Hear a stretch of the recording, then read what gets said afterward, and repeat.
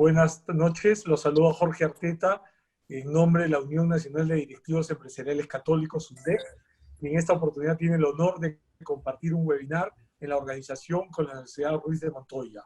Estamos muy contentos de esta oportunidad que se nos abre de abrir nuestros nuevos tiempos a la línea del Zoom y permitirnos hoy día juntos trabajar una oportunidad con la invitación al ingeniero Fabián González de Costa Rica, que nos acompaña de San José esta noche, para apoyar junto a Fernando Villarán en esta presentación. Gracias por su presencia y gracias por apoyar el camino laical en las empresas. Gracias. Muchas gracias, Jorge, por las palabras. Damos pase al ingeniero Fabián González. Es socio de PXS, Performance Excellence Solutions, una firma de consultoría de entretenimiento basado en San José, Costa Rica, que nace para dar respuesta al hub de más de 200 empresas en el régimen de zona franca, responsable de más de 3.300 millones de dólares en exportaciones anuales. Empresas clientes con proyectos recientes: Fisher, Hewlett Packard, Western Union, Cargill y Walmart. En su práctica, Fabián trabaja las áreas de productividad, colaboración y equipos de alto desempeño, buscando inculcar los hábitos correctos que lleven a los resultados deseados. Fabián cursó la carrera de Ingeniería Civil en la Universidad de Texas, graduado con laude. A través de una beca deportiva, sufragó sus estudios.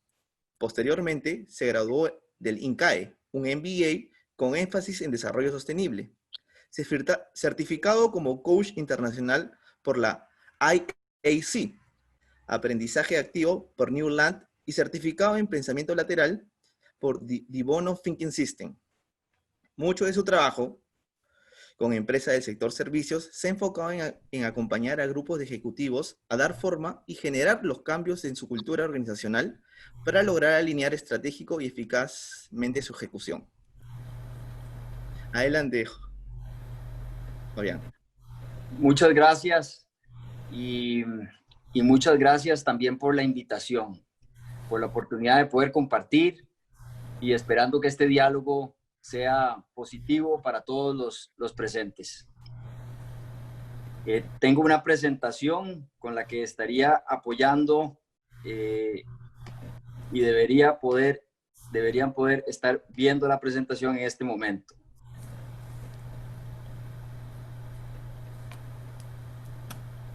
La estamos viendo, ¿cierto? Está en blanco, pero la estamos viendo.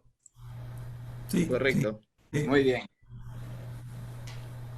Entonces, efectivamente, hemos preparado este espacio para poder compartir desde la perspectiva de una organización la cual tiene un líder. Y ese líder como tal tiene grupos de trabajo con los que trabaja y los que debe liderar.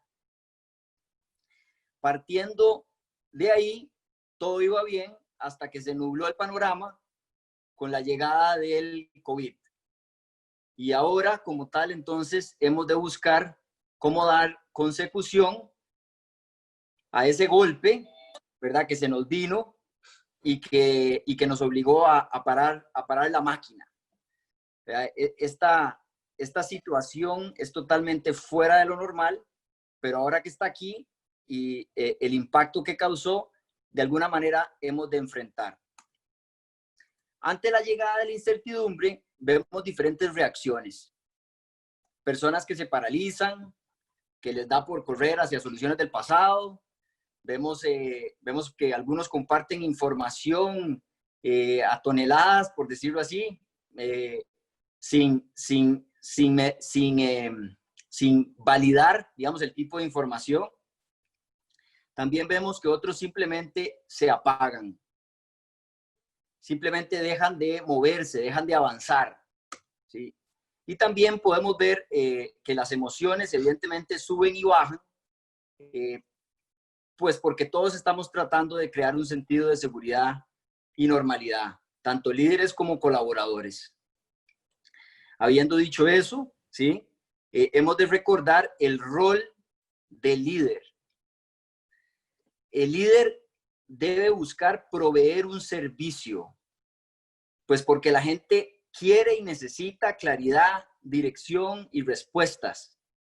y es el rol del líder proveer ese servicio a su gente, a sus equipos, para lo cual no pretendemos que haga magia, ¿sí? Entendemos que en este momento la situación es sumamente compleja, no se puede ver hacia adelante como se veía anteriormente, las herramientas que anteriormente utilizábamos ya no están funcionando para poder proyectar, para poder tomar decisiones, pero sí tenemos que seguir tomando decisiones. Sí tenemos que seguir tomando decisiones en un ambiente donde no hay claridad. Entonces, en este punto, resumo, por decirlo así, la situación. El líder y por ende la organización tiene que seguir tomando decisiones en un ambiente donde no hay claridad. Partiendo de ahí, lo más fácil que un líder empieza a hacer es tomar decisiones que le vamos a llamar decisiones arroz con pollo, ¿sí? En Costa Rica, que es de donde yo nací, existe un plato muy tradicional que se le llama arroz con pollo. Esa imagen que pueden apreciar ahí es una imagen de arroz con pollo. No sé si existe un platillo tradicional en Perú. Bueno, en Perú la comida es exquisita, pero un platillo típico, algo que lo utilizan para el Día de la Madre, arroz con pollo. Fiesta de Navidad, arroz con pollo. Primera comunión, arroz con pollo. No sé si me entienden. Es algo que se utiliza con mucha regularidad, ¿sí? Bueno, las ideas arroz con pollo en un ambiente de incertidumbre no funcionan. Entonces, hemos de seguir tomando decisiones y no podemos seguir tomando la solución del arroz con pollo, la tradicional, la típica.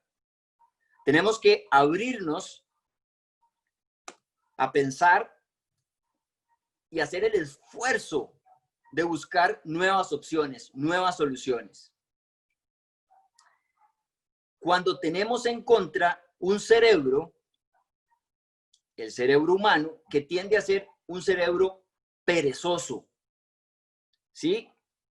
Un cerebro perezoso porque, como ustedes todos reconocen, el cerebro está limitado, o la neurociencia nos ha dado a entender que el cerebro está limitado por la cantidad de energía que utiliza para pensar, para hacer sus funciones. A hoy el cerebro se ha llegado a conocer que utiliza aproximadamente un 25% de la energía total de nuestro cuerpo, pero ciertamente no es el 25% del tamaño de nuestro cuerpo. Se pueden imaginar, si fuera el 25% del tamaño de nuestro cuerpo, qué tan grande sería la cabeza de cada uno de nosotros. Por dicha no es así. Dicho eso, entonces el cerebro utiliza patrones para poder seguir pensando, seguir tomando decisiones, seguir definiendo sin utilizar más energía. Entonces utiliza patrones. Y esos patrones es lo que nos lleva a las soluciones arroz con pollo. Entonces, tenemos que seguir tomando decisiones. Ya no funciona que sigamos tomando las decisiones arroz con pollo, pero el cerebro nos invita, casi que nos exige que sí lo hagamos, que utilicemos patrones de solución para resolver. Ante esta situación a nivel de incertidumbre y esta situación a nivel de la persona, del individuo, tanto del líder como del colaborador, entonces, ¿qué hemos de hacer? Bueno, yo les invito a que empecemos a pensar en aprender a crear. Aprender a crear nuevas opciones, ¿sí? Y consecuentemente nuevas soluciones. Para lo cual vamos a requerir de métodos, ¿sí?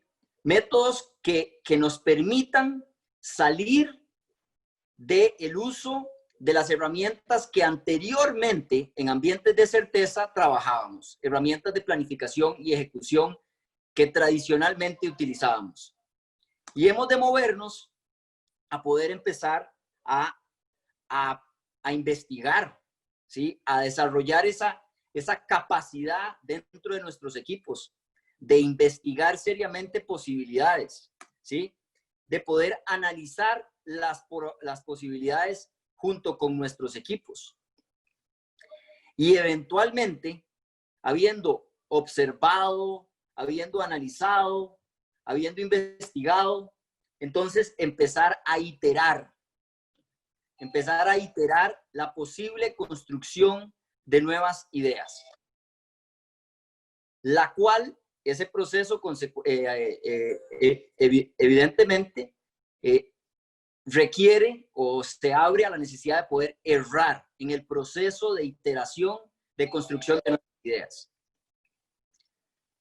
Entonces, la invitación es a decir qué métodos nos lleva a empezar a investigar, a empezar a analizar de forma más abierta, inclusive a poder errar, experimentar, iterar en la construcción de ideas.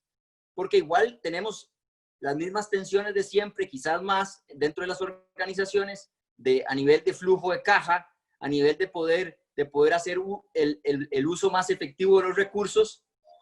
Pero insisto, los métodos que anteriormente utilizábamos nos llevan a las soluciones arroz con pollo, y esas soluciones no van a resolver la situación nueva, la situación en la que nos encontramos. Entonces, hemos de invitar a los adultos, a nuestros colaboradores, a cambiar, reconociendo que su cerebro está limitándose continuamente por patrones para no gastar energía. Está complejo esto, ¿ah? Es una situación difícil. No solamente la economía, la sociedad, sino también dentro de nuestra empresa. Sabemos que no podemos seguir trabajando de la misma manera, pero nuestro cerebro nos invita a mantener los patrones existentes. Entonces, ¿cómo lograr hacer eso? Bueno, este es el gran desafío. Este es el gran desafío. Es desarrollar nuestra capacidad de adaptación y la de nuestros equipos. Esto sería, en resumen, la respuesta que yo podría ofrecer en este momento ante la pregunta, ¿y ahora, post-COVID, qué hacemos? Bueno, hemos de desarrollar nuestra capacidad de adaptación y la de nuestros equipos. Esa es la gran tarea a poder trabajar en este momento. Entonces, aprender a avanzar en ambientes de incertidumbre, lo vamos a trabajar a través de 4 consideraciones. La primera es de quién es la responsabilidad. Claramente definir de quién es la responsabilidad. La segunda es el marcado de la cancha, ¿sí? El marcado de la posibilidad de acción, el movimiento. Segundo, tercero, un ambiente de confianza, y por último, una actitud clara a aprender. 4 consideraciones. La primera, responsabilidad es del líder. Es el líder quien enseña, quien acepta, quien se abre primero, quien está dispuesto a aprender, ¿sí? Para entonces poder invitar a los otros a también hacerlo. En repetidas ocasiones anteriormente, veíamos cómo líderes dentro de las organizaciones traían una herramienta, pero ellos no la aplicaban. Traían un nuevo software, pero ellos no lo aplicaban. También veíamos líderes que sí eran consecuentes con lo que solicitaban. Bueno, en el proceso de aprender a aprender, la responsabilidad no solo es del líder, sino que si el líder no lo hace, evidentemente nadie lo va a seguir. Y hemos de aceptar como líderes esa responsabilidad por el hecho de que nuestros colaboradores necesitan poder compartir de ese proceso de cambio, entendiendo que el líder también lo está llevando. Entonces, la responsabilidad del líder el aceptar que la responsabilidad del líder incita a que el cambio se geste correctamente. El cambio de los métodos que anteriormente utilizábamos, que daban las soluciones arroz con pollo, a los métodos nuevos. La segunda consideración es el marcado de cancha. En este ítem veamos 3 elementos. El primero es el punto A o situación existente en donde nos encontramos en relación a cualquier tema dentro de la organización, dentro de la empresa, sea financiero, sea operativo, sea de ventas, sea de software. Es establecer cuál es el punto de partida, el punto A, en relación a un tema. Habiendo definido ese punto A, entonces definimos cuál es el destino o el punto al que pretendemos llegar en un periodo de tiempo determinado. Si no determinamos la fecha en la que pretendemos llegar al punto B, el sentido de urgencia no se activa. Por ende, habiendo definido el punto A, inmediatamente nos ponemos a definir junto con el equipo el punto B y la fecha a la cual pretendemos arribar a dicho punto. Ahí llevamos 2 definiciones en el mercado de la cancha. Y ahora viene la tercera definición, que sería cómo es que vamos a hacer para movilizarnos de ese punto primero al punto B. ¿Cómo es que vamos a hacer eso? Para lo cual hemos de definir una metodología de trabajo. Una metodología para movernos. ¿Cuál es la metodología que el equipo, que la empresa va a utilizar para moverse de ese punto A a ese punto B? Insisto, ese punto A y ese punto B es para un tema en específico. Si es el tema de ventas, si es el tema de logística, hay otro punto A y otro punto B. Si es el tema de compras, hay otro punto A y otro punto B. Pero habiendo definido el punto A y el punto B, ahora hemos de determinar como empresa cuál va a ser el método que vamos a utilizar para empezar a movernos en esa zona gris. A raíz de que estamos moviéndonos en un ambiente de incertidumbre y no tenemos claridad de cómo ir del punto A al punto B, lo que sí tenemos que tener claridad, lo que sí les tenemos que ofrecer a los equipos es la definición de la metodología de trabajo para moverse del punto A al punto B. La metodología de trabajo no es un proceso, es una metodología de trabajo para moverse en un ambiente de incertidumbre, la cual eventualmente podría construir un proceso en el cual ahora puede funcionar hacia adelante, cuando ya abrimos trocha, cuando ya abrimos el camino. La tercera consideración es un ambiente de confianza. Es muy evidente de que en un ambiente de no confianza las cosas no suceden. Pero en un ambiente de incertidumbre a nivel social y a nivel de país, si dentro de la organización existe un ambiente de desconfianza, la posibilidad de trabajar en equipo, de que cada uno comparta sus energías, sus perspectivas, sus ideas para la construcción de ese camino, de esa trocha para llegar al punto B, no se hace una realidad. Hemos de trabajar todavía más en generar un ambiente de confianza en este momento que lo hacíamos antes, por obvias razones. El punto 4 es el poder ver retos como aprendizaje. A esto nos referimos con esa actitud de poder errar en el camino. ¿Sí? Me voy a devolver por un momento al dibujo del marcado de cancha, en donde ustedes pueden apreciar que no es una línea recta.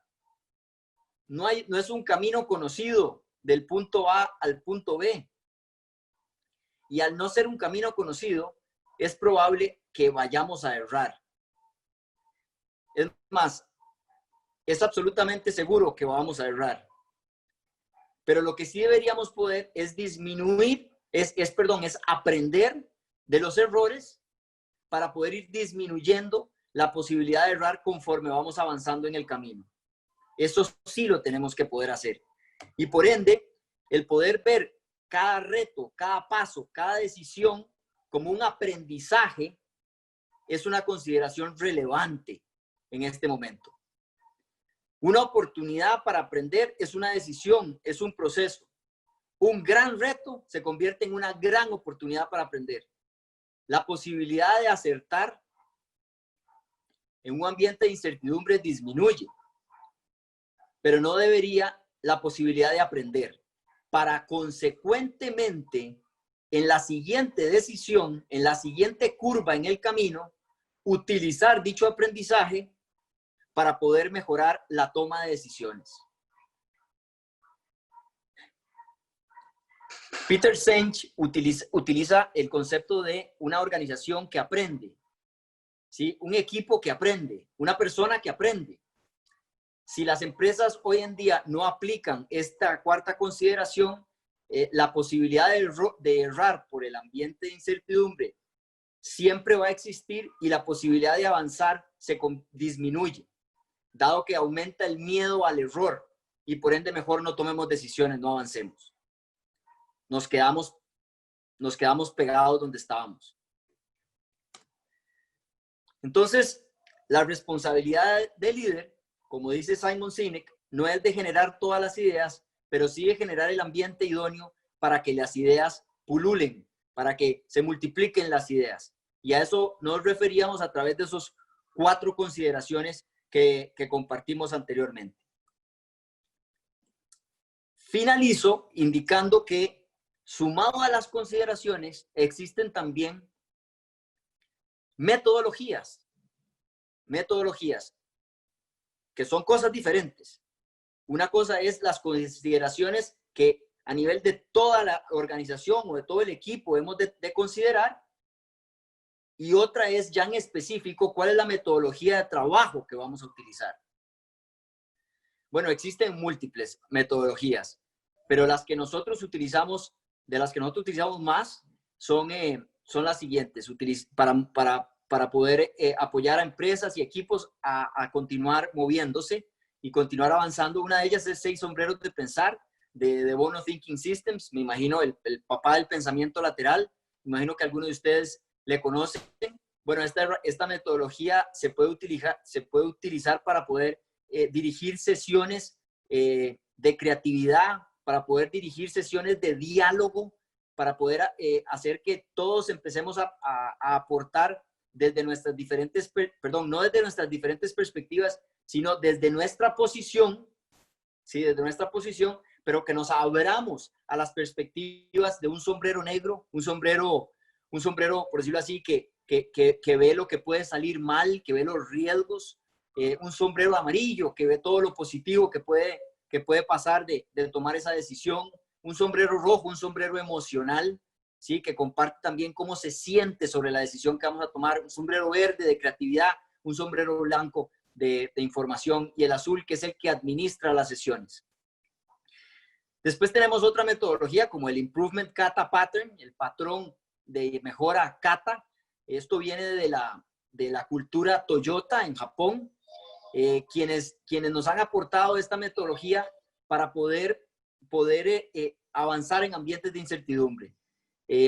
Esta metodología invita a que el supervisor, el jefe, el gerente, el líder se convierta en un coach para su equipo. Y como coach, entonces utiliza un patrón de preguntas para poder impulsar el avance. El patrón de preguntas está dividido en 2 grandes bloques, un bloque de planeamiento y un bloque de experimentación. En el bloque de planeamiento se busca establecer ese punto A, se busca establecer ese punto B, ¿sí? Se busca establecer cuál sería un siguiente hito en el camino, y a partir de que eso está planeado, conceptualizado, nos vamos al bloque de experimentación. Y el coach o jefe empieza a preguntar cómo es que el equipo considera que puede avanzar desde donde está hasta el siguiente hito. ¿Cuál experimento, cuál iteración considera que podríamos hacer? ¿Sí? Y empieza el proceso iterativo de tomar decisiones, aprender y volver a tomar decisiones, aprender y volver a tomar decisiones. Improvement Kata Pattern, un patrón de mejora Kata, basado en una rutina de pensamiento. Finalmente tenemos otra metodología, se le llama Objectives and Key Results, OKRs. Esta metodología no es nueva, ¿sí? Tiene muchísimos años de existir, al igual que las otras, ¿sí? Pero recientemente ha agarrado un poco más de fama, por decirlo así. ¿sí? La utiliza muchísimo Google, la utiliza muchísimo Intel, ¿sí? Esta metodología lo que busca es establecer en el tiempo objetivos y resultados claves, que los cuales a través de iniciativas se van a empezar a trabajar. Los objetivos son como destinos que vemos, al igual que en la metodología del Improvement Kata Pattern, podríamos llamarles hitos, ¿sí? Y los resultados claves pasan a ser formas a través de las cuales medimos que estamos progresando. Indicadores que nos permiten evaluar si las iniciativas que estamos tomando están teniendo sentido o no. Los objetivos y resultados claves es una metodología que puede cascadearse desde la parte alta del departamento de una empresa, desde la junta directiva, ¿sí? Y se puede trabajar a nivel de gerencias, objetivos y resultados claves, a nivel de jefes de departamento e inclusive a nivel individual, objetivos y resultados claves con los que yo voy a contribuir al proceso de transformación de la organización, al proceso de progreso de la organización. Y dado que yo soy católico, ¿sí? También utilizo personalmente otra herramienta, otra metodología que se llama fe práctica en la divina providencia, ¿sí? Y para aquellos que compartan fe en este sentido, pues también la comparto por acá.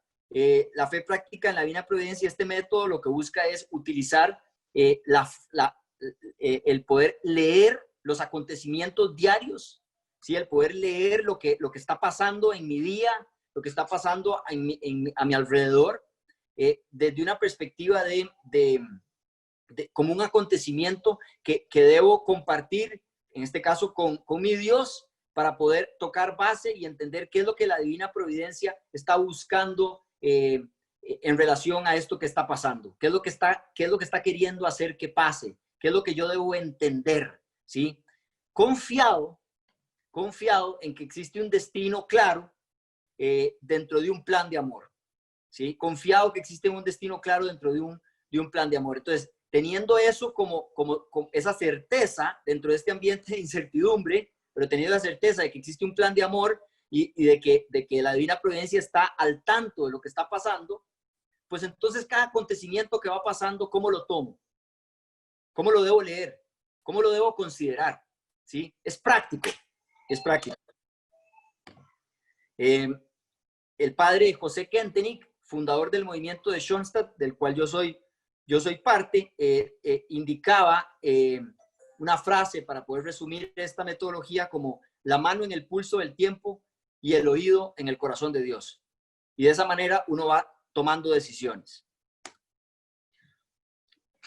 Finalizo diciendo que hemos de aprender a ver, a analizar y a actuar. Estos tres verbos, ¿sí? Son parte de todas las metodologías que vimos y son también parte del ejercicio que cualquiera de nosotros debería poder hacer para contribuir a que nuestras empresas continúen moviéndose, continúen avanzando dentro del ambiente de incertidumbre que el COVID ha generado. Gracias. Muchas gracias, Fabián, por esta excelente ponencia. Antes de dar pase a la conferencia del ingeniero Fernando Villarán, quiero recalcar que las preguntas las pueden hacer a través del chat. Estas serán recogidas y transmitidas luego en el espacio de preguntas. Ahora sí, pasamos a la conferencia. El ingeniero Fernando Villarán es ingeniero industrial de la UNI y magíster en Economía por la Pontificia Universidad Católica del Perú. Actualmente es decano de la Facultad de Ingeniería y Gestión de la Universidad Antonio Río de Montoya y presidente de SACE Consultores. Ha sido ministro de Trabajo y Promoción del Empleo, presidente de la Comisión Organizadora CEPLAN y miembro del Consejo Nacional de Educación, funcionario del Banco Interamericano de Desarrollo y director de Ecofide. Sus últimos libros son La historia de la patente, Invenciones en el Perú, publicado por Intecopi en el 2015, Educación emprendedora en la educación básica, publicado por Minedu en el 2013, el bestseller La picadura del escorpión sobre la crisis financiera internacional, publicado por Planeta en el 2012, el modelo de desarrollo alternativo de la región San Martín, publicado por USAID en el 2011. Fernando, te damos pase. Ok, muchas gracias. Gracias, Fabián, por la excelente exposición. Quiero empezar esta conferencia agradeciendo a Jorge Arteta y Rafael Fernández de UNDEC. Es la primera vez que hacemos un evento juntos y es una excelente iniciativa. Ellos nos propusieron a Fabián, que como hemos visto tiene muchos conocimientos y muchas ganas de compartirlo. Así que estoy seguro que vamos a hacer muchas actividades juntos para beneficio de todos, de nuestros países, ¿no? Fabián es de un país hermano de Costa Rica, y así que este es un evento internacional. Bueno, también quiero agradecer a María del Pilar Alberto, que es nuestra comentarista. Es una estudiante que participa en el consejo de facultad de nuestra facultad. Y digamos es una alumna muy destacada y seguramente va a tener comentarios muy interesantes. Y finalmente a Juan José Nolasco, que en este momento está cumpliendo el rol de moderador. La conferencia que hemos llamado internacional, porque es así, se trata de los cambios en las organizaciones, ¿sí? ¿No? Y en mi caso he querido verlo desde el lado de las universidades, ¿no? ¿Cuáles son los retos que tenemos y que ha traído a nosotros el COVID-19, ¿no? Y claro, uno no puede con su genio y digamos, como parte del sector académico, he puesto un montón de láminas, ¿no? Y de gráficos, pero espero estar en el tiempo, voy a pasar más o menos rápido. Acá están nuestros socios, UNDEC, la universidad, y bueno, lo que quiero tratar con ustedes es ver la gravedad de la crisis, ¿no? O sea, esto no es cualquier crisis, es una crisis muy, muy profunda. Quiero también indagar en las causas, ¿no? Lo que nos ha revelado, todo lo que ha salido a luz, ¿no? Y los nuevos desafíos que trae, para luego, ya la segunda parte de mi exposición, entrar a las universidades y ver qué es lo que está ocurriendo, digamos, y por supuesto también nutrirnos de nuestra matriz, digamos, que es lo que nosotros hemos venido practicando en los últimos años. Yo tengo ya 7 años en la universidad, que es la educación jesuita. Las tendencias, las nuevas prioridades y un poco considerando que muchos alumnos son los que están acá, digamos, viendo la conferencia, también qué desafíos plantea para ellos. Ok, entonces, bueno, esto es un tema polémico, pero yo considero que es, digamos, la mayor crisis en la historia moderna, más grave que la crisis de la Gran Depresión en el 29, incluso que la Segunda Guerra Mundial, principalmente porque abarca a todos los países. Es la primera crisis global, que nadie se salva, ¿no es cierto? 213 países, casi 15 millones de infectados, 615.000 muertos. Desgraciadamente el Perú tiene muchos infectados y muchos muertos, es algo que, digamos, nosotros ciertamente nos lamentamos. Pero todos los países están involucrados y miles de millones de personas también, ¿no? Por supuesto, la crisis va a tener una repercusión económica fuerte. Acá hay un gráfico del Banco Mundial que, digamos, pronostica una caída de 5 puntos, digamos, en el PBI mundial. Países desarrollados más, digamos, ¿no? Estados Unidos, el Perú también tiene una caída fuerte, digamos, ¿no? Que se pronostica en 12%.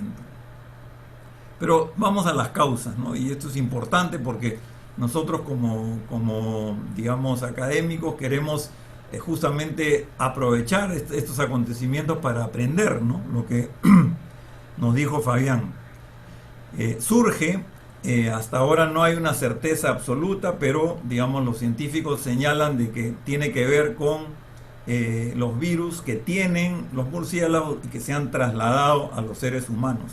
Esto se llama un proceso de zootecnia o una enfermedad zootécnica, porque no es la primera vez que ocurre. Hemos tenido las vacas locas, la gripe aviar, la gripe porcina. China, el MERS, que han tenido todos orígenes en animales, porque la causa final es la contaminación ambiental. Los animales están siendo arrinconados, ¿no?, por la civilización, los incendios forestales, la siembra de cementos, la polución, arrincona a los animales a determinados espacios. Además, por supuesto, destruye muchas especies, ¿no? Y hay muchas especies en peligro de extinción. Los animales se estresan y sus virus comienzan a saltar a los seres humanos. Esto, digamos, es algo que no es nuevo, y yo quería traer a colación las palabras del Papa Francisco en su encíclica Laudato Si, que es el cuidado de la casa común, que hablaba de que esta explotación descontrolada de la naturaleza se iba a revertir contra nosotros mismos, contra los seres humanos, ¿no? Ya esto estamos hablando hace 5 años, ya se mencionaba, no exactamente este mismo fenómeno, pero sí la posibilidad de que eso sea así. Y que, digamos, el compromiso con el medio ambiente también es un compromiso con la sociedad, ¿no? Con la justicia, con los pobres, ¿no? Y con la paz, digamos, ya sea a nivel de países y también con la paz interior. Significa un cambio de estilos de vida que tenemos que pensar y ejecutar, digamos, ¿no? Transitar. También nos han revelado otros fenómenos importantes que los vamos a pasar acá, que es la extrema desigualdad, tanto en el mundo, en América Latina y en el Perú, ¿no? Por ejemplo, en el Perú estábamos bastante contentos con la reducción de la pobreza, que nosotros habíamos avanzado bastante, ¿no? Desde 1990 que se aplica este modelo económico, el 54% de la población estaba en situación de pobreza y ahora estamos en 20%, es una caída muy fuerte. Pero esta medición es una medición, digamos, de la pobreza monetaria. Sin embargo, cuando vamos a las necesidades básicas insatisfechas, que es otra manera de medirlo, entonces la situación es más complicada. Y tenemos que muchas personas no tienen agua potable, muchas personas tienen una vivienda inadecuada, viven 10 personas en un solo ambiente, no tienen refrigeradora, no hay internet en la mayoría de hogares. Entonces, ¿cómo se le puede pedir a la población una cuarentena si no tienen ese mínimo de condiciones? Y esto es lo que ha revelado esta crisis. La informalidad, eso es un fenómeno más del Perú y de algunos otros países de América Latina, pero nosotros, más del 70% de nuestra población económicamente activa tiene un trabajo informal, y han sido ellos los que han tenido que salir a la calle a ganar un pan y llevar algo de comida para su casa. Es un fenómeno muy grave que tenemos nosotros, ya, digamos, ya mencioné la cifra del 70%, son investigaciones que se han hecho con algunos años de anticipación, y como vemos están concentrados básicamente en las actividades agropecuarias, en el comercio, en servicios, en transporte, ¿no? Restaurantes, alojamientos. Ahí está la informalidad en el Perú.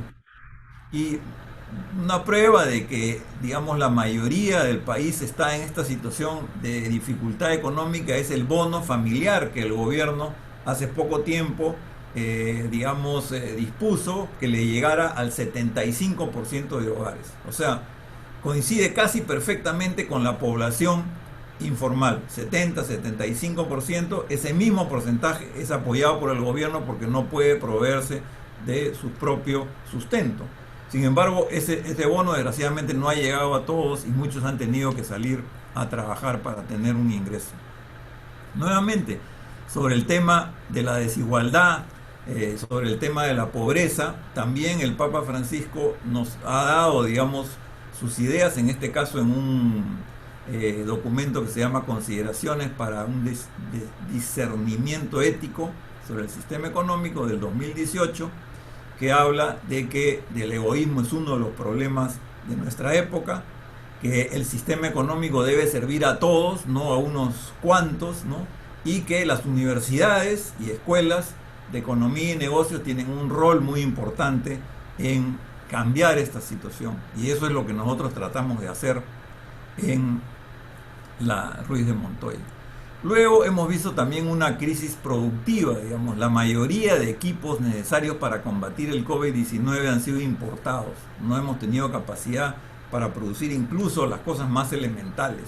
Y esto es porque en el pasado nuestra estructura productiva se ha ido orientando hacia la exportación de materias primas. No hemos tenido cuidado en desarrollar nuestra propia industria y nuestra propia capacidad de producir bienes y servicios en el país que nos puedan dar, digamos, todos los bienes esenciales que necesitamos, ¿no? Y esto es unas cifras de cómo estábamos en 1990.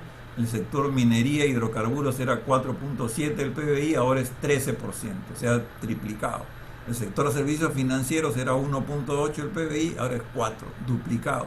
El resto de sectores ha reducido su presencia. Nos hemos vuelto más primarios exportadores y más financistas, pero la industria, la agricultura, los servicios han caído. Y por supuesto el problema es que estos sectores no dan mucho empleo y por lo tanto las personas tienen que migrar hacia la informalidad. La debilidad del Estado es otro de los problemas que lo hemos visto por la incapacidad de poder atender a todas las personas infectadas y con alguna gravedad, ¿no? Nosotros gastamos casi la mitad del promedio de los países de América Latina, que están por el 9%, el Perú solamente 5% en salud, ¿no? Y el hecho es que en el Perú la presión tributaria es muy baja, ¿no? Países como Francia están en el 57%, Alemania en el 48%, incluso Estados Unidos, que se jacta de tener baja contribución empresarial, 27%, y el Perú está en 14%, ¿no? Entonces tenemos que hacer un esfuerzo para... Y bueno, acá pongo algo nuevo, digamos, que es el tema digital. O sea, lo digital se ha vuelto ahora dominante, ¿no es cierto? Antes era una presencia que iba ganando fuerza, que iba ganando cada vez mayor, digamos, espacio, pero ahora es prácticamente dominante. Nosotros estamos ahora en esta conferencia utilizando medios digitales, la internet, una serie de herramientas, el Zoom, etcétera, y esto está pasando también en las universidades, en las empresas, pero hay un peligro, y eso es lo que yo, digamos, quiero compartir con ustedes, las palabras de Yuval Harari, que es un historiador de la Universidad de Jerusalén, en un discurso que ha dado hace muy poco tiempo en la conferencia del World Economic Forum en Davos, ¿no? Que habla de que, digamos, va a haber un desempleo importante, no solamente producto de la crisis, sino ya se venía de antes, ¿no es cierto? Y ahora ya no, lo importante ya no va a ser la explotación de los trabajadores, sino que los trabajadores quedan fuera, se descartan, y esto es un grave problema. Y el otro tema es la manipulación, digamos, ¿no? De sentimientos y decisiones, que no las voy a leer, pero que ustedes pueden ver. Hoy día nosotros seguimos a grandes empresas como Facebook, Netflix, Google, y ellos funcionan con inteligencia artificial, con algoritmos matemáticos. Y le depositamos a estas empresas la decisión de qué es lo que vemos, qué es lo que compramos, etcétera, etcétera. Supuestamente es una decisión propia, pero hay mucho ahí de manipulación, y esto es lo que Harari ha querido mostrarnos a todos, y yo también quiero compartirlo con ustedes. Bueno, ahora pasamos a la parte de las universidades y todavía tengo un tiempito para hacerlo. Felizmente he corrido un poquito en la primera parte. Los que creen que hay información ahí útil, por supuesto, este PowerPoint, esta exposición se la podemos mandar con todo gusto. Es cuestión solamente de que nos manden un mail, un mensaje, o lo pidan por el chat, ¿no? Nos den el mail de ustedes y Juan José se va a encargar de enviar esta exposición. Así, por eso es lo que hago en mis clases, ¿no? Y también en las conferencias que doy, digo, esta conferencia es bien público, así que es gratis, no tienen que pagar por este PowerPoint, se lo podemos mandar sin ningún problema. Ok, entonces partimos por supuesto de la educación que damos nosotros en la Ruiz de Montoya, ¿no? Que el énfasis está en la formación de las personas, ¿no? Sus principios, el carácter, los valores.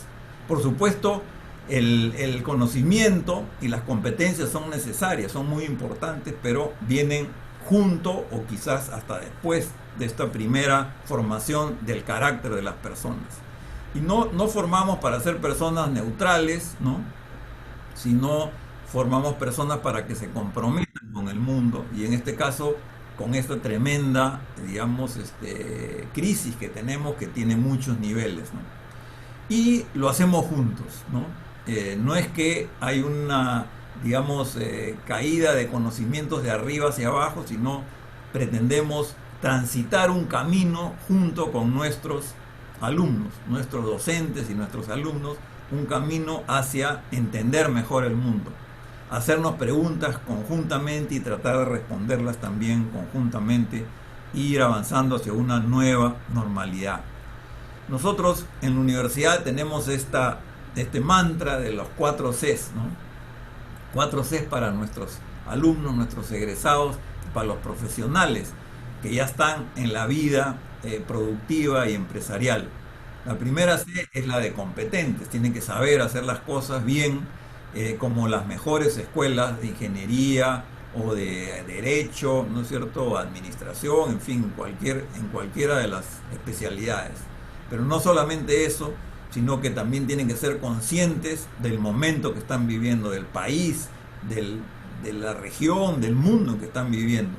Y una vez que adquieren esa conciencia, pasar a la tercera C, que es el compromiso en transformar esa realidad para un bien común, para una mejor vida para todos los habitantes de nuestro país, de nuestro mundo. Y finalmente, la última C es la de ser compasivos, es ponerse en el pellejo de los otros, sobre todo en las personas que tienen menos posibilidades, los que tienen más carencias, los más pobres. Tenemos que ayudarlos a que puedan también gozar, en este caso, tener la menor cantidad de, digamos, dificultades, ¿no?, con esta pandemia, y más adelante, cuando entremos en una senda de desarrollo, aquellos también participen de esta nueva riqueza generada. Esta crisis, partimos de algunas premisas y que un poco las tenemos a partir del suceso que es el COVID. Va a definir los acontecimientos por los próximos 30 años. Esa es la importancia que tiene, y por eso yo me, digamos, tomado algunos minutos para explicarles ese carácter de la crisis, porque esto nos va, digamos, se va a quedar con nosotros, ¿no? Y puede ser, si no cambiamos el rumbo, se pueden repetir crisis de salud sanitarias similares, pueden haber otras pandemias si es que nosotros no atacamos las causas, que como hemos visto tienen que ver con la contaminación, el calentamiento global, el hacinamiento de las personas, la falta de vivienda adecuada, de agua, etcétera, etcétera, que hemos visto en los minutos anteriores. Estas, digamos, nuevos acontecimientos nos presentan un material muy rico para la investigación, y quien sepa y tenga la capacidad de ver qué es lo que está ocurriendo y cuáles van a ser las tendencias, puede evitar mayores perjuicios y aprovechar mejor las oportunidades, ¿no? Esto tiene que ir hacia los contenidos educativos, perdón, explorar los problemas que van surgiendo, y también, como Fabián nos dijo en su exposición, a partir de ellos comenzar a construir colectivamente una salida, una solución a los mismos. Nosotros podemos prever algunas tendencias que están ocurriendo y que pueden ser una oportunidad muy grande para muchos, ¿no?, que es que lo local se va a revalorizar, ¿no es cierto? Ahora vamos a darle más importancia a lo que está más cerca de lo que está más lejos. Lo que conocemos va a ser muy importante, y por supuesto lo vamos a preferir a lo que es incierto y lo desconocido. Entonces, estas son tendencias que están ocurriendo. Lo pequeño y lo personal se impondrá sobre lo grande y lo masivo. Eso también está ocurriendo. La gente puede ir a un supermercado, pero en ese supermercado se va a encontrar con otras personas y no sabemos si tienen alguna están con el virus o no, pero si yo compro en la bodega más cercana, donde conozco al dueño y conozco a los vecinos y sé que ninguno está contagiado, voy a tener entonces, digamos, mayor seguridad, y esa va a ser una opción. Y por eso lo sano va a ser muy importante, no solamente en los alimentos, sino en todo nuestro estilo de vida. No vamos a querer, obviamente, no solamente que no nos contagien, sino tener un sistema inmunológico muy fuerte para poder impedir cualquier contagio, digamos, futuro. Lo nacional tendrá ventajas sobre lo importado y lo internacional. Ahora el comercio mundial está muy, digamos, afectado, no sé si paralizado, pero sí está a una capacidad mucho menor que antes. Ya hemos hablado de las dificultades que hemos tenido para comprar todos los equipos médicos, ¿no?, para encarar la pandemia. Entonces ahora tenemos que buscar una producción nacional, y estoy seguro que eso va a generar muchas oportunidades. El menor uso del transporte público, y crecerán nuevas actividades saludables, incluyendo la meditación y la oración, que también nos hablaba Fabián. Bueno, las nuevas prioridades serían, digamos, investigar, que siempre ha estado como una, digamos, punto fundamental, pero ahora es ir a las causas, ¿no? Y interrelacionar los diferentes aspectos, como la salud, el ambiente, la economía, la sociedad. Desarrollar e innovar soluciones, ¿no?, en conjunto, tanto a los viejos problemas como a los nuevos problemas que se han presentado. Descubrir las oportunidades, debatir y enseñar las causas y las soluciones al interior de la universidad, y también es muy importante con otras universidades. Las alianzas con otras universidades y con instituciones como un DEC para nosotros también son muy importantes, ¿no? Incidir en la sociedad, es decir, lo que descubrimos lo podemos exponer y también liderar el cambio junto con otras instituciones, ya sea académicas, pero también de la sociedad civil, del gobierno, del sector privado, en fin, todos ir hacia una solución a los problemas que hemos planteado.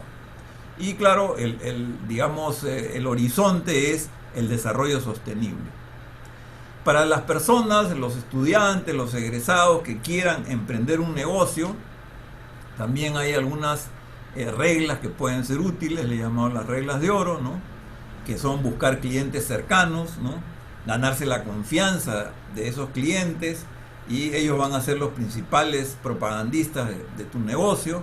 Digitalizar, aún las empresas más chiquitas, las microempresas, van a tener que entrar de lleno a la digitalización, ¿no?, y hay muchos equipos y software para poder, digamos, utilizar y los negocios salir adelante. El delivery se ha convertido en un estándar, digamos, para todos los negocios, ya sea de bienes, incluso de servicios, ¿no? También es importante ubicarse cerca a estas grandes cadenas productivas que ahora son importantes, pero van a hacerlo todavía mucho más en el futuro, ¿no? La cadena de la salud, la alimentación, la educación, los medios de comunicación, ¿no? Empresas que no estaban trabajando ahí podrían ingresar ahí y poder tener un crecimiento conjunto, digamos, en un ambiente bastante propicio. También el Estado, hemos visto que tiene una presencia muy reducida, ¿no?, en la economía, y seguramente va a ser mayor, ¿no? Y entonces, sobre todo en los sectores salud, educación, vivienda, seguridad, y entonces las empresas podrían también acompañar ese crecimiento, o de repente ser parte de ese crecimiento, ¿no? Es importante no aislarse, ¿no? Ahora no es el momento de jugar al héroe o al llanero solitario. Es importante ser, digamos, parte de un gremio, y con el gremio tener un contacto con el gobierno local, con el gobierno regional, con los bancos, en fin, y con otras instituciones. Y finalmente, y esto es algo que también lo dije al principio, hay que innovar, siempre innovar, ¿no? Y pongo el caso de Zoom, que es el que estamos utilizando actualmente. Hace muy pocos meses era una empresa, digamos, mediana, ¿no?, que estaba, digamos, dentro del conjunto de las empresas de software, y habiendo hecho un producto, digamos, de mucha calidad, en el momento preciso ahora ha crecido y es una de las grandes empresas en el mundo del software. Esos ejemplos seguramente se van a repetir a nivel internacional, en los países desarrollados, en los países emergentes, y esperemos que también aquí en el Perú. Y finalmente los retos, ya en este caso me pongo un poco la camiseta de ingeniero industrial, ¿no es cierto? Y de mi facultad, ¿no? Pero es que tenemos que promover el desarrollo sostenible, que tiene estos 4 niveles: economía, sociedad, ambiente y institución. Tenemos que eliminar la informalidad, trabajar con las MIPES, reducir la desigualdad, generar empleo bien remunerado, que es lo que quiere el país, y diversificar la producción, creando y reinventando un sector industrial que antes teníamos más o menos fuerte y que tenemos que regresar a eso para poder producir los bienes esenciales que todos los peruanos y ojalá a latinoamericanos requieran. Y ahora sí, muchas gracias. Muchas gracias, Fernando, por esta excelente exposición. Damos pase a María del Pilar Alberto como comentarista. Ella es alumna y representante del Consejo de Alumnos ante el Consejo de Facultad de Ingeniería y Gestión. María del Pilar, adelante.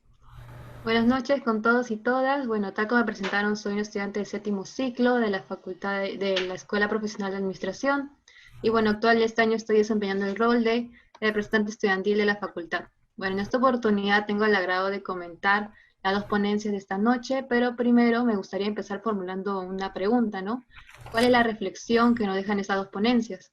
Bueno, en la primera, dada por el ingeniero Fabián González, nos transmite un mensaje muy importante, el cual es el saber y aprender a avanzar en un ambiente de incertidumbre, ya que en el país, bueno, en el país aquí, en Perú, la incertidumbre comenzó, como se sabe, a partir del mes de marzo, que tomó más fuerza, y bueno, ya ha pasado 4 meses desde tal momento, nunca se ha vivido una situación como tal, ¿no?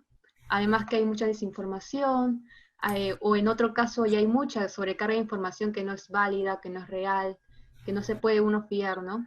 Porque a pesar de los estudios, aún la información no es válida, ¿no? Bueno, para ello, también como mencionaba el ingeniero Fabián, es necesario mantener el orden. ¿Y quien provee el orden? Es un ente o una personalidad, ¿no? Una personalidad que nos aplique una guía, un mensaje, ¿no? De claridad. Por ejemplo, en nuestro país, aquí sería el presidente Vizcarra, quien aplicando los 4 pasos que mencionó el ingeniero, sería la responsabilidad del líder, el cual debe ser compartida. En su caso, el presidente trabaja mucho con el Consejo de Ministros, también de manera descentralizada a lo largo de todo el país. Y es que en realidad si el presidente Vizcarra no incitara a ello, nadie no seguiría sus pasos. Bueno, también seguiría el otro paso, que es el marcado de cancha, que también lo mencionó, el cual es muy importante sobre la metodología que va a usar de trabajo. Se sabe que no siempre los primeros planes piloto a veces funcionan, pero para ello son, ¿no? Para seguir mejorando. Bueno, también está el ambiente de confianza, el cual se ha intensificado más por todo el miedo que ha generado el COVID, y el cual es rol del líder tener que proveer eso, ¿no? Bueno, también el último paso es el querer aprender. Tal vez, como mencionaba el ingeniero, es muy probable que se falle en primera instancia, pero tras esa caída lo importante es aprender y mejorar. Bueno, estos puntos van de la mano con lo que mencionó también de el ver, el analizar, el actuar, el cual nace a partir de buenas y nuevas ideas, ¿no? Que se van a tener que adaptar a la nueva realidad. Bueno, también con los buenos propósitos que quieren marcar un cambio responsable en la sociedad, con una nueva realidad. Por ejemplo, el Estado tiene un gran desafío, el cual depende mucho de la capacidad de adaptación y el equipo con el desarrollará, ¿no? Además de las buenas ideas que debe plantear.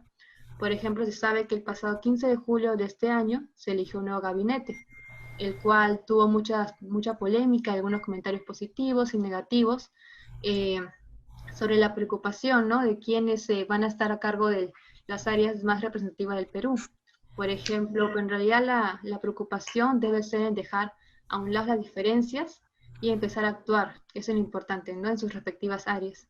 Implementar herramientas, tener un plan estratégico, proveer oportunidades, ya que como se sabe, cada reto es una nueva oportunidad.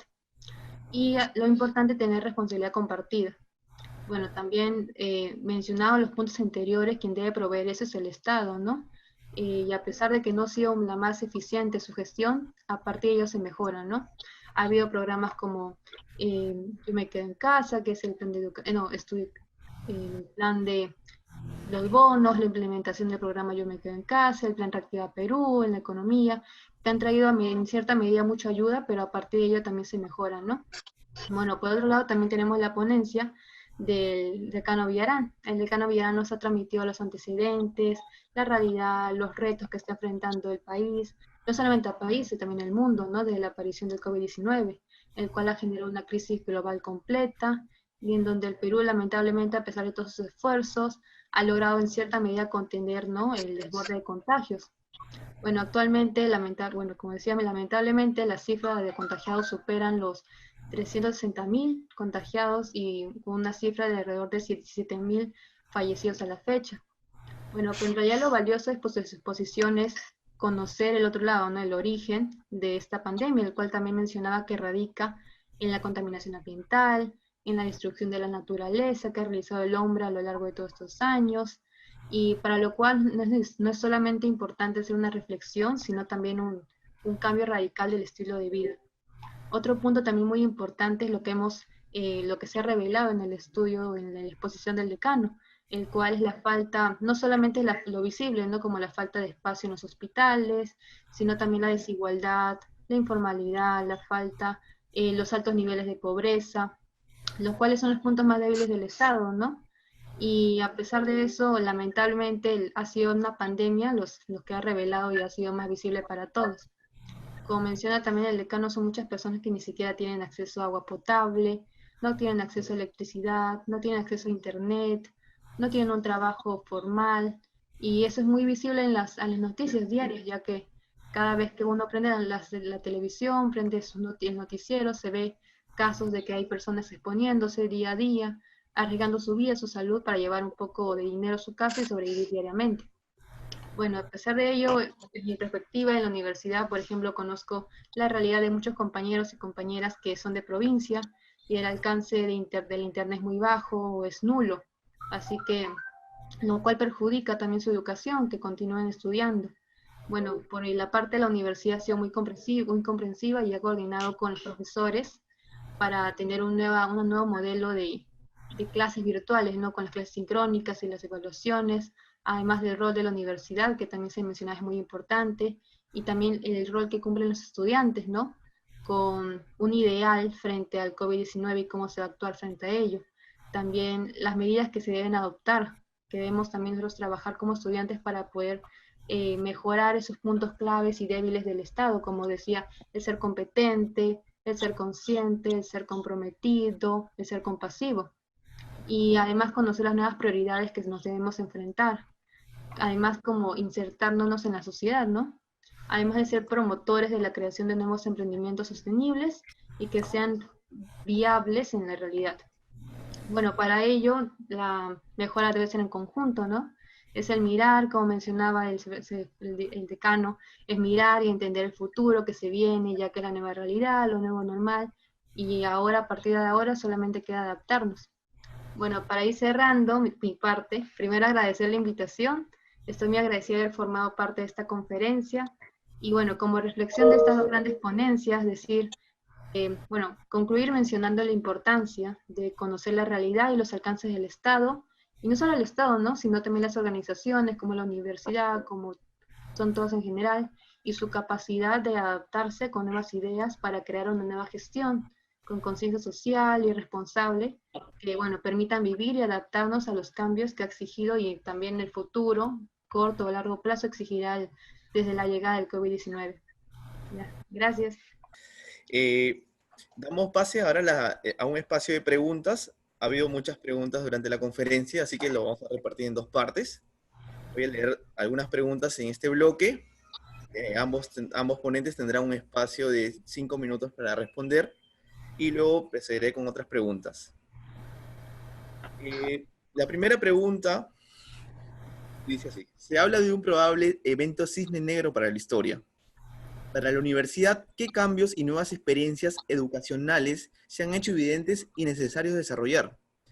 Ante este evento fortuito y tan complicado en muchas industrias y sobre todo en la sociedad, ¿Ha marcado alguna diferencia en las currículas? La segunda pregunta es, buenas noches, mi nombre es Manuel Mantalla. Tengo una microempresa de bicicletas. Quisiera preguntar, ¿cómo podemos impulsar la industria desde la pequeña empresa para ser menos exportadores de materia prima? Dejo abiertas estas dos preguntas para ambos ponentes y luego pasamos a las siguientes preguntas. ¿Quieres, Fabián, comenzar o para seguir el mismo? No, adelante, Fernando. Bueno, sí, porque han hecho mención a la universidad, así que efectivamente, bueno, estamos en ese proceso en realidad, no puedo decir que ya se han hecho los cambios. Un cambio radical importante ha sido pasar de educación presencial a educación virtual. Esto para la universidad ha sido un esfuerzo muy grande. No era algo que nosotros esperábamos. Es verdad que siempre hay una cierta utilización de herramientas virtuales, pero no 100%, y este ha sido el caso, ¿no? Y en poco tiempo, en pocas semanas, hemos hecho un esfuerzo por transformar nuestra educación en una educación virtual. Algunos profesores ya tenían cierto conocimiento de esto, pero otros no tanto, y por lo tanto había un esfuerzo muy importante de capacitación, que digamos la universidad ha contratado personas, algunos ya de la misma casa y algunos de afuera, para generar esta capacitación en los docentes, pero también en los propios alumnos. Inclusive hemos ayudado a muchos alumnos para que puedan tener una conectividad mejor. Entonces, esto ha sido un esfuerzo muy importante, pero es verdad que en última instancia lo que tenemos que hacer es un cambio incluso de la currícula. Y en eso estamos trabajando, ¿no? Estamos trabajando en ello, por eso es que estas reflexiones que he compartido con ustedes también las estamos dando al interior de la universidad para ver cómo es que, digamos, qué énfasis, ¿no?, podemos tomar en algunos cursos, en algunas carreras, ¿no?, qué cursos nuevos podríamos introducir. Sabemos que lo digital va a ser muy importante, también lo local, lo nacional, ¿no es cierto? Digamos, la búsqueda de una mayor igualdad, el tema ambiental, en fin, el desarrollo sostenible, todo eso son conceptos que ya la universidad los venía trabajando. Para nosotros ciertamente esto no es nuevo, tenemos una opción por el desarrollo sostenible de hace muchos años, tenemos carreras como economía y gestión ambiental que prácticamente no tiene ninguna otra universidad, o turismo sostenible. Pero esta pandemia nos llama a acelerar esa, digamos, opción, ¿no?, y transformarla en cursos. Y la segunda pregunta es, la verdad que es música para mis oídos, que haya un empresario que está fabricando bicicletas, ¿no? Porque hasta donde yo sé, la mayoría o la totalidad de bicicletas son importadas de China o de la India, ¿no? Pero que haya una fabricación nacional me parece fantástico.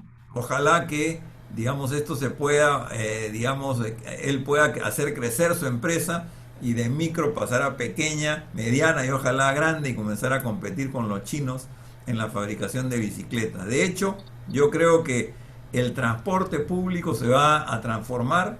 Hoy día es una fuente de contagio muy importante y la bicicleta es una alternativa absolutamente digamos, válida, ¿no? Y de hecho los ministros de transporte, los alcaldes también están pensando en ello, están ampliando la red de ciclovías, ¿no?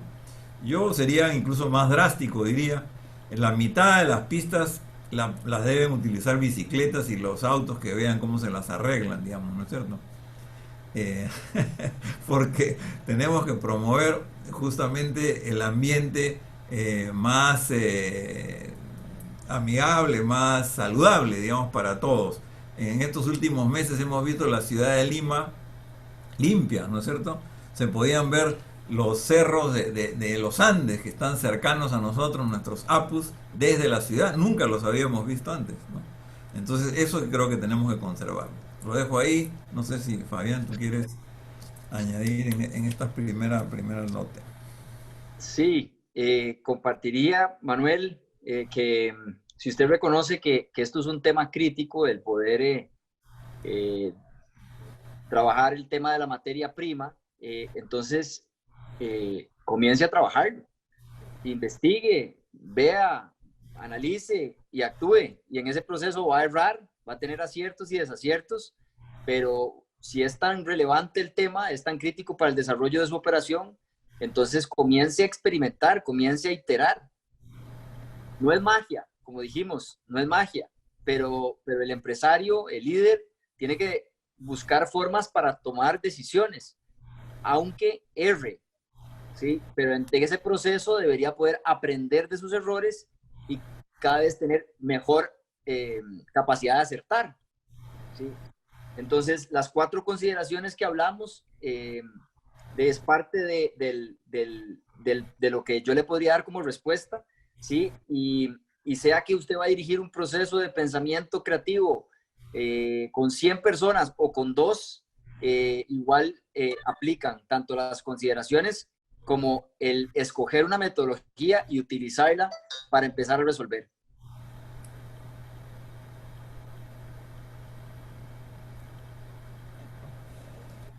No se escucha, no se escucha. Excelente. Ahora sí, pasamos a la segunda ronda de preguntas.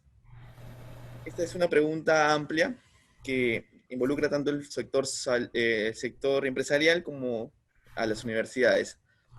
Al existir una falta de prevención y planificación en el sector salud ante esta y otras crisis, ¿qué medidas efectivas a raíz de la experiencia el sector empresarial puede aportar para tener un buen plan de contingencia para reducir el impacto ante crisis futuras?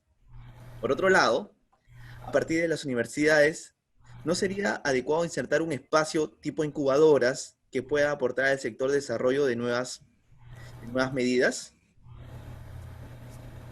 Y por otro lado, hay una pregunta para Fabián González sobre las metodologías que mencionó, sobre los 6 sombreros de pensar, Improving Catapulting and Objective Key Results, en el cual mencionan dónde podríamos enterarnos de estas nuevas metodologías y en qué plataformas nos podríamos capacitar.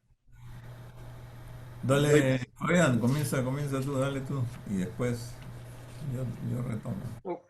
Ok.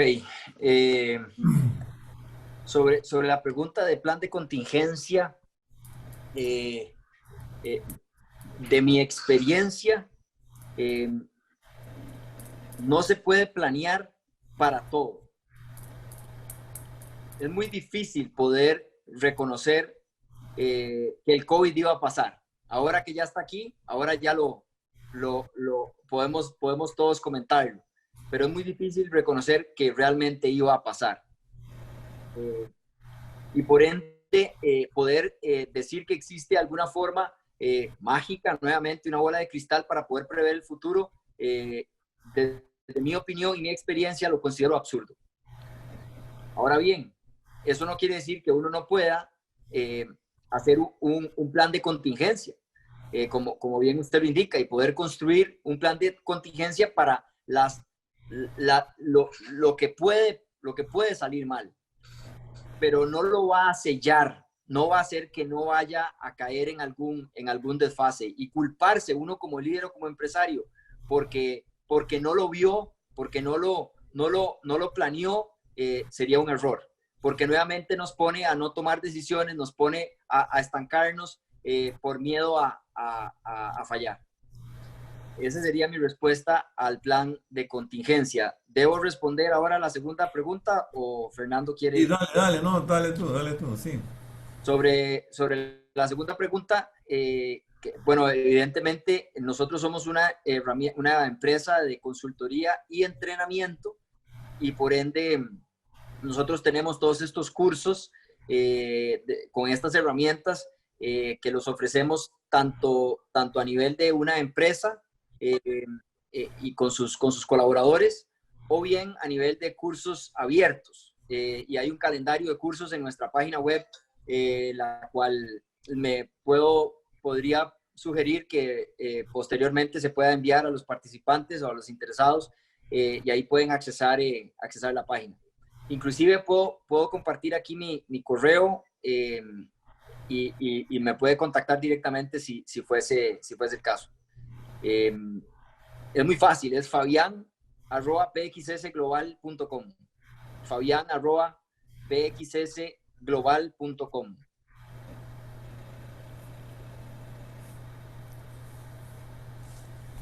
Bueno, entonces me tocaría a mí. En realidad,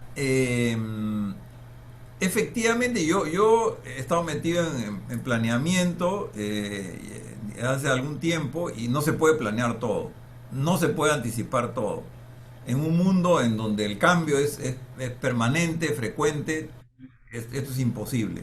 Pero es verdad que había algunas señales, digamos, de estas, digamos, problemas con los virus, ¿no? Que se trasladaban de los animales a los humanos. Por eso he mostrado ahí varias de estas experiencias. Y efectivamente se ha podido prevenir en algo, obviamente nunca con esta fuerza, con esta característica, pero de hecho los países desarrollados que tienen una salud pública fuerte, sí tenían equipos preparados, ¿no? Tenían, digamos, los uniformes para los médicos, con todos los aparatos, digamos, para impedir la infección, los respiradores, había en almacenes, digamos, ¿no? Bien guardados, en fin, camas, unidades de cuidado intensivo, no las utilizaban todas, ¿no? Y eso es una reflexión importante porque, claro, si nosotros optamos, por ejemplo, para tener un sistema de salud 100% privado, en la lógica privada, digamos, no tiene ningún sentido guardar ventiladores, ¿no es cierto? O equipos médicos, ¿no? Digamos, uniformes especiales, digamos, para los médicos o la gente de seguridad, porque sería un desperdicio, ¿no? Sin embargo, en salud pública el Estado sí tiene, y ahí yo me atrevo a hacer una comparación con las Fuerzas Armadas, ¿no es cierto? Las Fuerzas Armadas no están en guerra en todo momento, pero están preparados para la guerra, ¿no es cierto? Igual ese pensamiento tiene que primar en el caso de la salud, ¿no es cierto? Y tener equipos listos para actuar en casos como este o en otros. Y eso es algo que tiene que ser una lección para el Perú y para otros países de América Latina.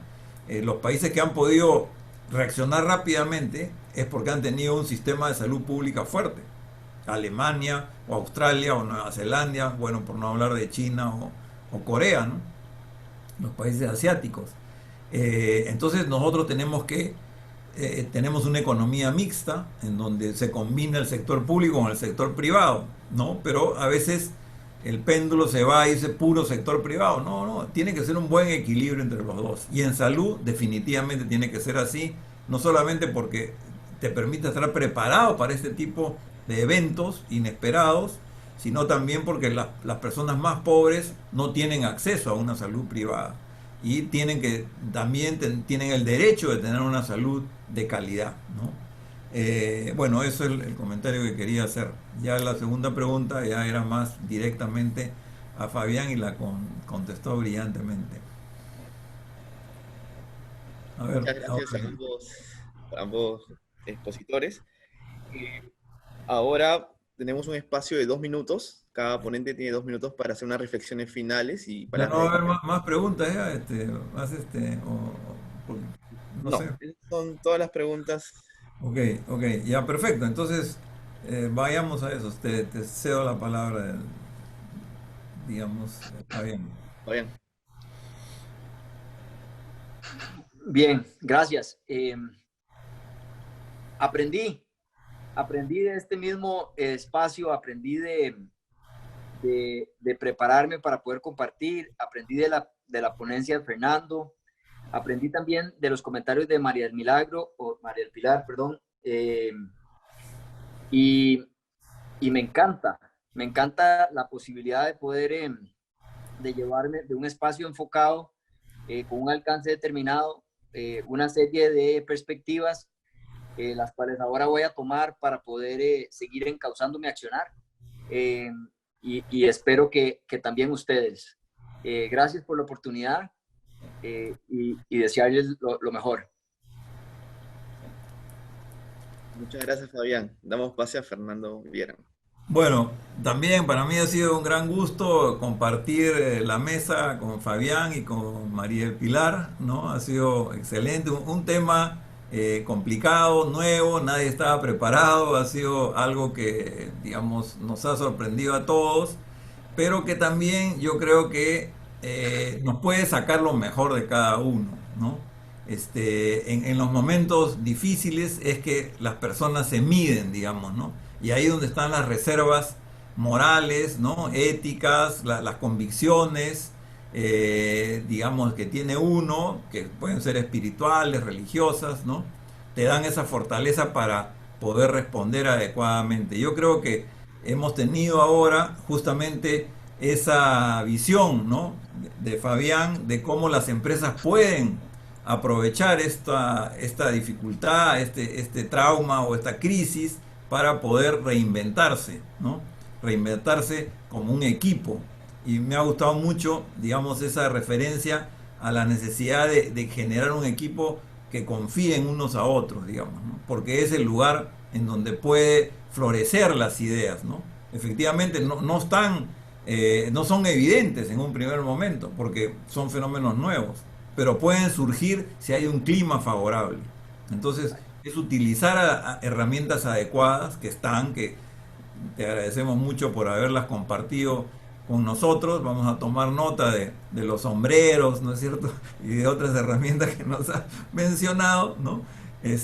Pero ellas se dan cuando hay un buen clima, que yo diría, resumiría en un liderazgo claro, ¿no? Que él o los propietarios de la empresa, él o los dirigentes de la institución, el rector, digamos, ¿no? En el caso de las universidades, el director en el caso de los colegios, el ministro en el caso del sector público, tienen que tener claro dónde quieren ir, hacia dónde. Pero lo importante es que tener también un equipo que los pueda, digamos, seguir, que él pueda interactuar, que puedan en conjunto llegar a soluciones. Ese clima que hace graficado muy bien me ha parecido sumamente importante, interesante y un mensaje también, digamos, relevante para todos los que nos han visto, ¿no?